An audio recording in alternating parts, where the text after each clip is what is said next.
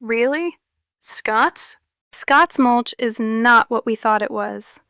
We have been faithfully using Scott's Naturescapes mulch for several years now.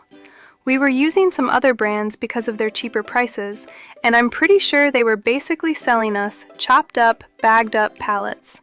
Very poor quality for the plants, and that's unacceptable. Since then, we have exclusively used Scott's mulch for our customers. A couple days ago, I was just telling someone how great Scott's was compared to the other brands, but then this morning happened. We were mulching for one of our very favorite clients, and look at what we found. There was no mistaking what we were looking at here.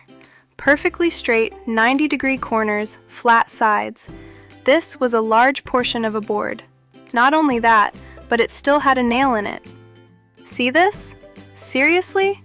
Used lumber with nails included? What is Scott's throwing into their shredders to make into mulch nowadays? Furniture? Flooring? Pallets? What are they thinking? All I can say is, really, Scots? Can't you do better than this? Look, this problem is worse than we thought. Here we are at another job, and look what we just found. This really needs to stop. We never used to find used lumber with nails in Scott's mulch.